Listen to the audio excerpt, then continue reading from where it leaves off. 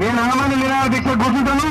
కేంద్ర ప్రభుత్వం నుంచి ప్రకటన రావాలి, లేకపోతే కేసీఆర్ పీనుగలు ఇవ్వాలి. ముందు రండి, పిడికిలు బిగించండి. ఒకటే నిర్ణయం తీసుకోండి. కేసీఆర్ శవయాత్రలో పాల్గొందామా, తెలంగాణ విజయయాత్రలో పాల్గొందాం. Take a decision.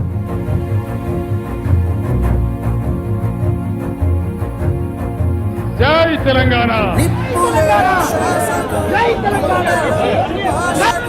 తరతరాల ఎదురు చూపులో ఆవిరైన నీ కన్నీళ్ళు, ఆనవాళ్ళు ఈ సంకెళ్ళు. రాజ్యమా ఎట్టి పరిస్థితులలో నేను నా దీక్షను కొనసాగిస్తాను. నేను బెయిల్ పిటిషన్ పెట్టుకోను.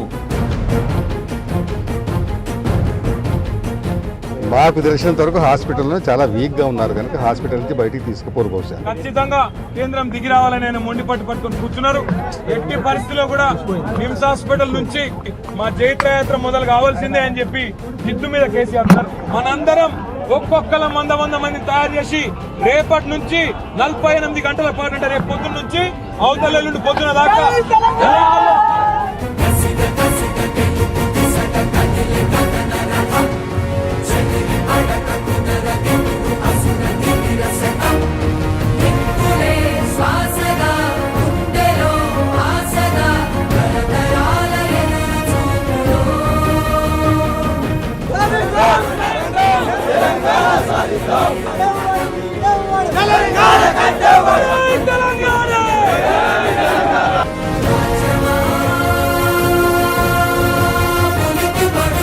The process of forming the state of Telangana will be initiated.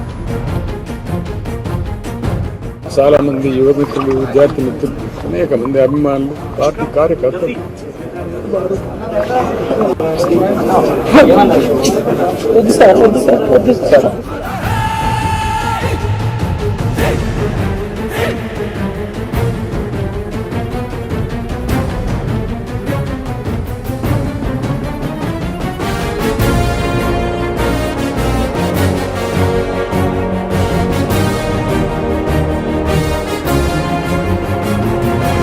జై తెలంగాణ.